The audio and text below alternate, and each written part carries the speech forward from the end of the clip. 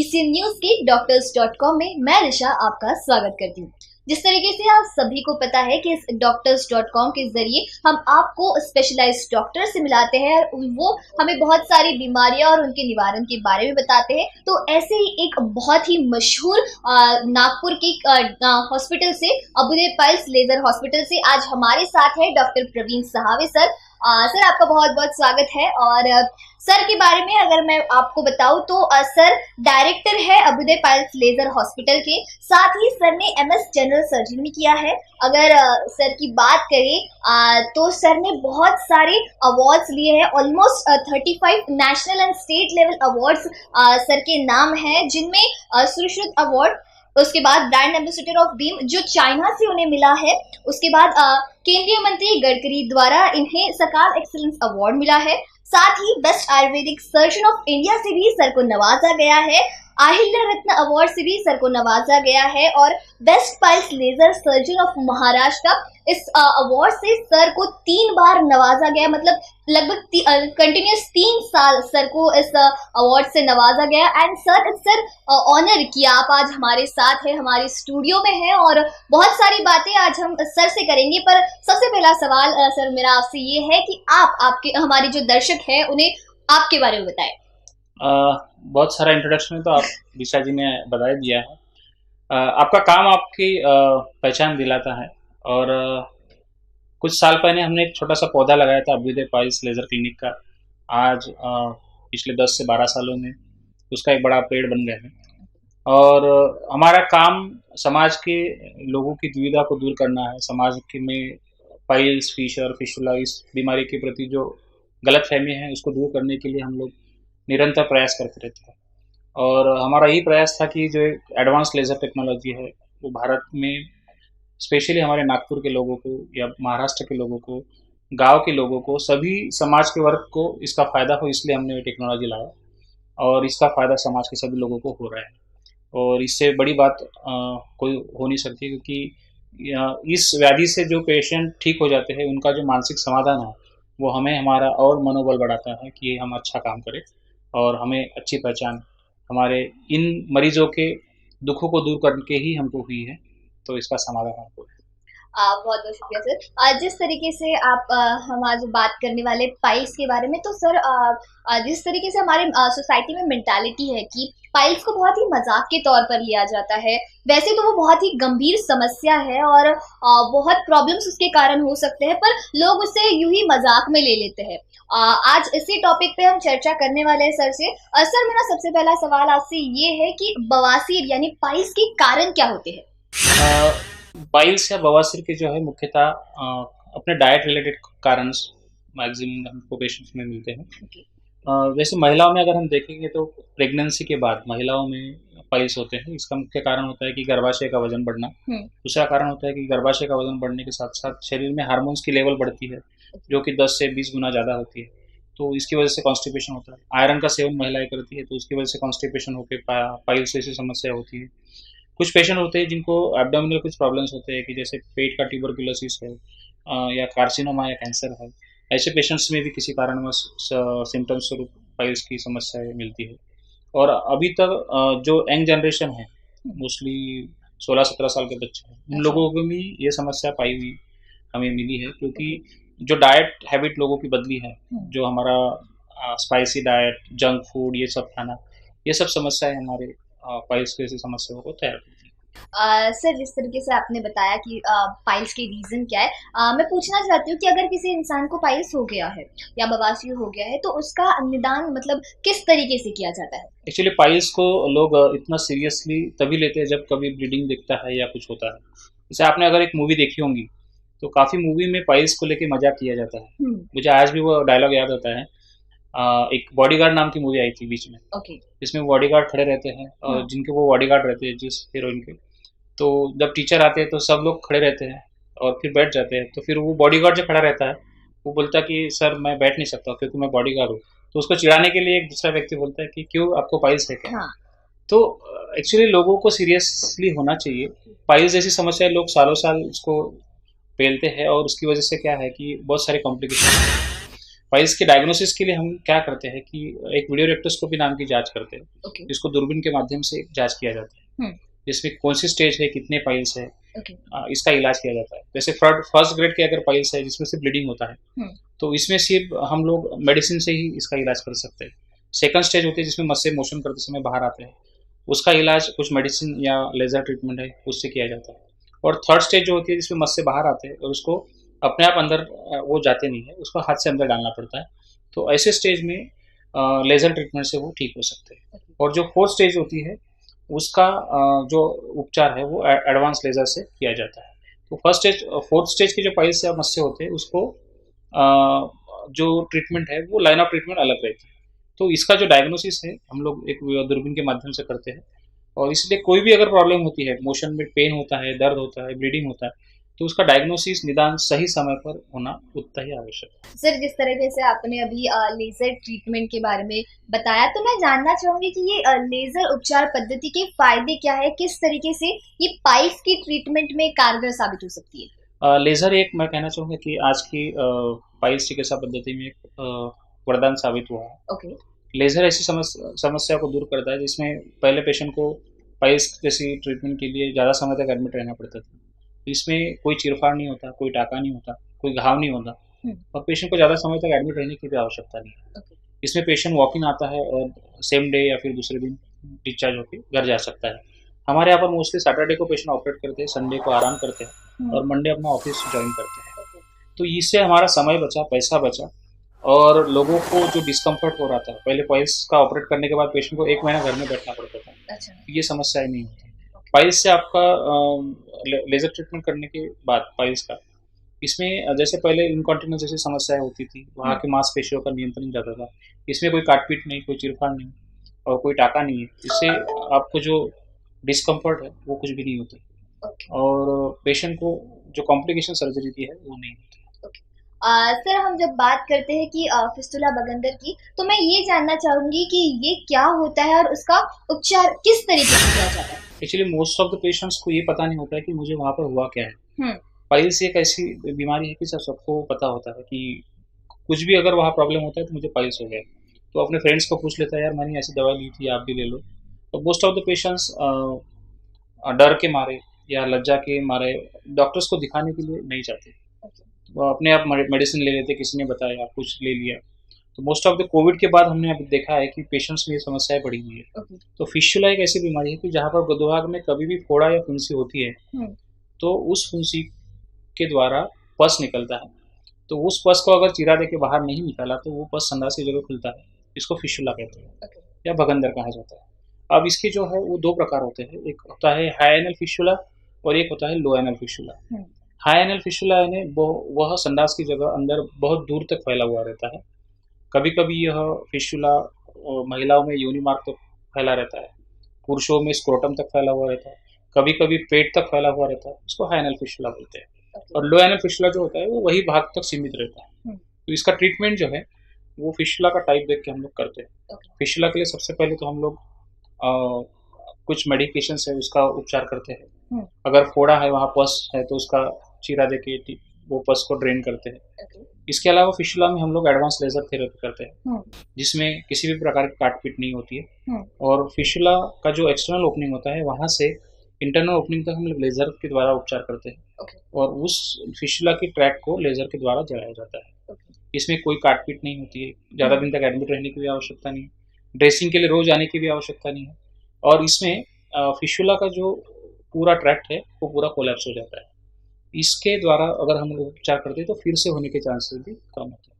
और इसके अलावा फिस्टुला के टाइप्स के अनुसार अलग अलग ऑप्शन हमारे पास है, जैसे कि आयुर्वेदिक 4 सूत्र पद्धति है, फिक्सेशन मेथड है, लिफ्ट है।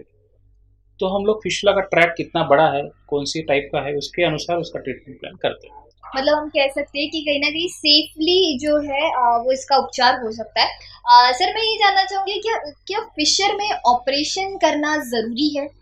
अर्ली स्टेज जो फिशर होते हैं उसमें ऑपरेशन करना जरूरी नहीं है। हम लोग कुछ आयुर्वेदिक मॉडिफिकेशंस की हुई मेडिकेशंस है उसके द्वारा उपचार करते हैं, जैसे कि खान पान में बदलाव करते हैं, डाइट मॉडिफिकेशन करते हैं।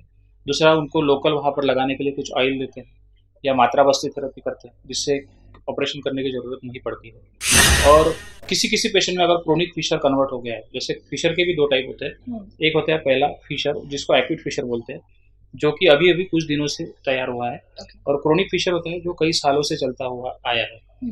तो अगर क्रोनिक फिशर में पेशेंट कन्वर्ट हुआ है तो ऐसे पेशेंट में कभी कभी लेजर ट्रीटमेंट की आवश्यकता पड़ती है। और ये भी लेजर ट्रीटमेंट मात्र 5 से 6 मिनट का होता है, जिससे लेजर के कुछ फाइबर्स को लेजर इंटरनल स्फिंक्टर के जो फाइबर्स है लेजर के माध्यम से उसको ब्रेक किया जाता है। और ये भी पेनलेस ट्रीटमेंट है।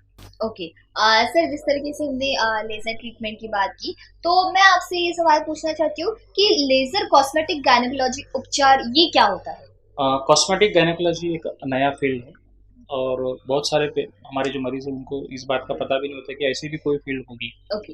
लेजर कॉस्मेटिक गायनेकोलॉजी एक ऐसी उपचार पद्धति होती है जिसमें आपको हॉस्पिटल में एडमिट रहने की आवश्यकता नहीं है। वो महिलाएं जिन महिलाओं की मैक्सिमम नॉर्मल प्रेगनेंसी हुई है, ओके। जिनको छींकते समय खांसते समय यूरिन अपने आप ड्रॉप बाय ड्रॉप निकलती है, जिनको यूरिनरी इनकॉन्टिनेंस है, ऐसे महिलाएं, या और भी जिनको वहाँ पर इन्फेक्शन बारंबार होता है, ऐसे पेशेंट्स, इन सब लोगों को एक लेज़र के माध्यम से ट्रीटमेंट की जाती है। उसको लेज़र कॉस्मेटिक गायनेकोलॉजी बोला जाता है। इसमें हम लोग एक विशिष्ट प्रकार के जो लेज़र का डायट प्रोब होता है उसके द्वारा ट्रीटमेंट करते हैं। इसमें 1, 2, 3 ऐसे सेटिंग रहते हैं, डिपेंड्स द पेशेंट की सिचुएशन, डिसीज की प्रोग्रेस कैसी है। और उसके बाद जो उपचार किया जाता है ये ओपीडी बेस्ड उपचार है। और इसी लेजर कॉस्मेटिक गायनेकोलॉजी के माध्यम से महिलाओं को जो पहले चीरफाड़ वाली सर्जरी होती थी तो उससे अभी बचा जा सकता है। ओके। जिस तरीके से हम जानते हैं कि अभ्युदय पल्स द्वारा शिविर का आयोजन किया जाता है, तो इस संदर्भ में मैं सर आपसे जानना चाहूंगी कि क्या है ये शिविर, किस तरीके से लिया जाता है, सारी जानकारी। शिविर कैसा है कि पिछले कुछ कोविड सिनेरियो के चलते हुए हमारे शिविर बंद थे। अच्छा। क्योंकि पेशेंट का बाहर गाँव का आवागमन कम था और कुछ कोविड के रेस्ट्रिक्शंस भी थे कि एक से ज़्यादा लोग इकट्ठा ना हो। तो अभी हमारे शिविर फिर से शुरू हो गए हैं इस महीने से। तो पहले हमारे शिविर 1 से 5 तारीख तक लेज़र ट्रीटमेंट में 50% तक छूट हम देते थे। अभी के जो शिविर है हमारे, इसमें हम लोग 1 अगस्त से 15 अगस्त तक इस महीने में लेज़र उपचार के सभी प्रकार के जो पाइल्स फिशर, फिशुला है या पायलोडुलर साइनस है या कॉस्मेटिक गायनेकोलॉजी, इन सभी उपचारों में हम लोग लेज़र ट्रीटमेंट में 50% छूट देते हैं। साथ ही जो सही में मरीज है कि जो इतना भी पैसा नहीं दे सकते, ऐसे मरीजों के लिए हमने निःशुल्क औषधि और इतर उपाय योजना भी की रखी है। तो हमारा उद्देश्य है कि स्वस्थ से स्वास्थ्य रक्षण आतुरस्य व्याधि परिमोक्षा, स्वस्थ के व्यक्ति के स्वास्थ्य की रक्षा करना और जो सही में पीड़ित है, व्याधि पीड़ित है, उसके आरोग्य की रक्षा करना। तो इसीलिए हमारे एक सामाजिक योगदान के स्वरूप में शिविर का आयोजन हमेशा होते रहता है।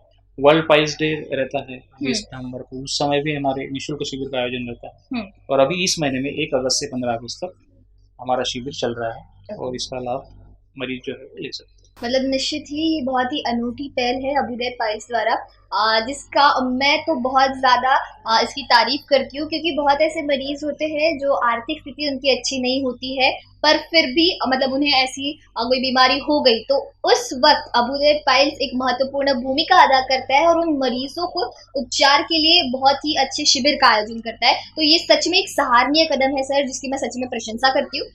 इसके बाद सर मैं आपसे ये पूछना चाहती हूँ कि गुदभाग से खून जाने के कारण क्या होते हैं? एक्चुअली ब्लीडिंग भी यानी मोशन करते समय ब्लीडिंग जाने के बहुत सारे कारण हो सकते हैं। जैसे हम अगर बच्चों में अगर कारण देखें तो बच्चों में पॉलिप्स नाम की बीमारी होती है, छोटे छोटे मस्से होते हैं, उसकी वजह से ब्लीडिंग जा सकता है। या गुदभाग का पूरा भाग निकलना जिसको प्रोलैप्स रेक्टम कहते हैं, उसकी वजह से ब्लीडिंग हो सकता है। पाइल्स में जो ब्लीडिंग होता है सभी एज में, उसमें फ्लैश ऑफ पैन ब्लीडिंग होता है, इसमें जो पूरा कमोड का सीट है वो पूरा भरता है और पिचकारी जैसा वो ब्लीडिंग रहती है। तो फिशर में जो ब्लीडिंग होता है वो पेन के साथ होता है। पाइल्स का जो ब्लीडिंग होता है वो पेनलेस रहता है कि आपको अगर दर्द के साथ ब्लीडिंग हो रहा है तो पाइल्स की वजह से नहीं, वो फिशर की वजह से हो सकता है। फिशर यानी वहाँ पर गुदभाग में कड़क संडास होने से चीरा पड़ता है और उसकी वजह से जो ब्लीडिंग होता है वो पेनफुल ब्लीडिंग होता है। इसके अलावा फिशुला अगर पेशेंट को है, इंटरनल ओपनिंग है वहाँ पर, तो वहाँ पस के साथ ब्लड आना ये फिशुला का लक्षण हो सकता है। कुछ मरीजों में हमको जो ब्लीडिंग देखा गया है वो अल्सरेटिव कोलाइटिस की वजह से पाया जाता है, जिसमें आंतड़ियों में कुछ इन्फेक्शन होने की वजह से छाले होते हैं, तो उसकी वजह से ब्लीडिंग आता है। तो ऐसे पेशेंट में ब्लड के साथ म्यूकस स्टूल आता है, यानी चिकनाहट युक्त स्टूल आता है, यानी मोशन आता है। और कुछ पेशेंट ऐसे होते हैं कि जिसमें जो ब्लीडिंग आता है वो टच ऑन ब्लीड रहता है या प्रोफ्यूज ब्लीडिंग होता है, जिनसे उनका हीमोग्लोबिन 10 से एकदम 2 पे आ जाता है। तो ऐसे पेशेंट्स में कैंसर होने की भी संभावना हो सकती है। तो उसका सही समय पर निदान करना जरूरी है।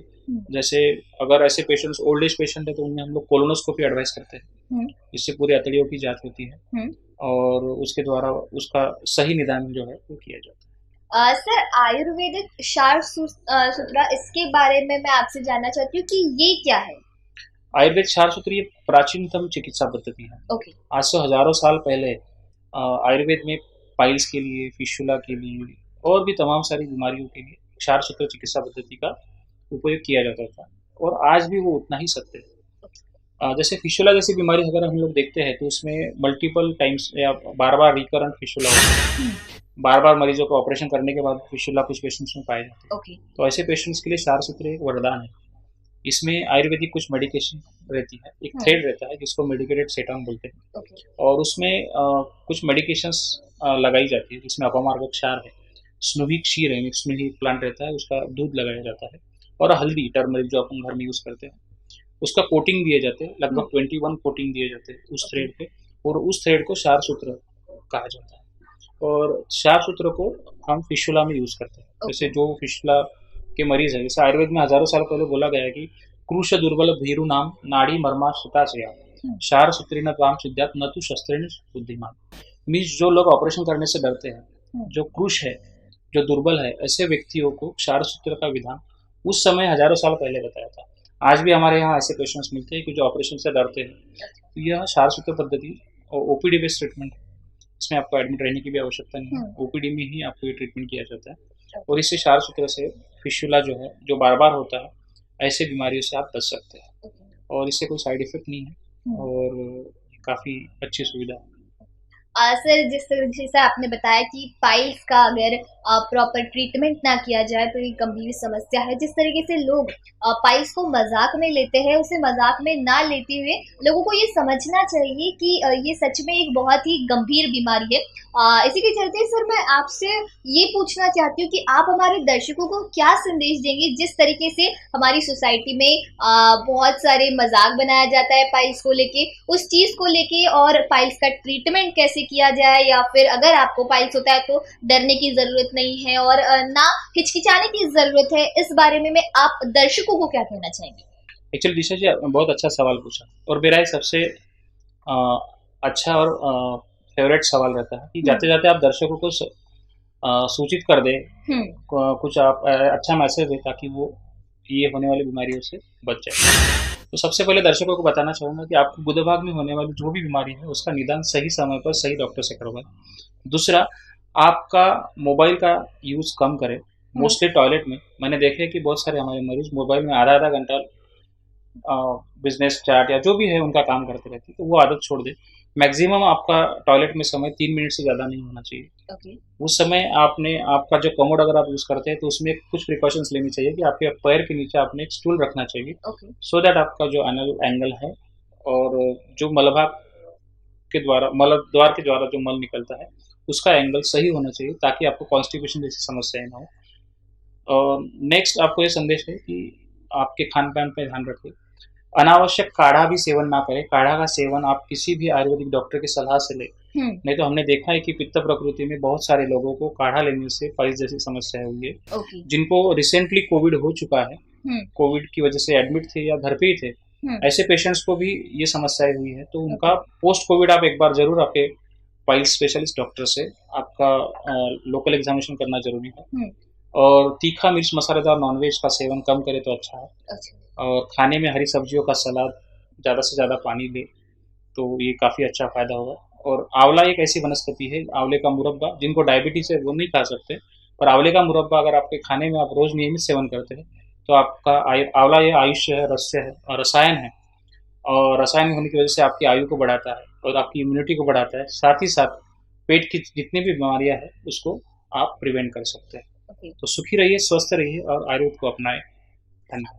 जिस तरीके से सर ने कहा कि सुखी रहिए, स्वस्थ रहिए और आयुर्वेद को अपनाइए, बहुत खूब बात कही सर। और साथ ही मैं भी ये कहना चाहती हूँ कि जिस तरीके से समाज में पाइल्स को लेके मजाक बनाया जाता है वो ना करें, क्योंकि ये सच में एक बेहद गंभीर समस्या है। इसको सीरियसली ले, और अगर आपके साथ कुछ हो सकता, पाइल से जुड़ी कोई समस्या आती है या फिर आपके रिश्तेदारों या अपनों के साथ ऐसी कोई समस्या उत्पन्न होती है तो उसका जल्द से जल्द निवारण करें और डॉक्टर्स के पास जितने जल्दी हो सके उतने जल्दी जा सके।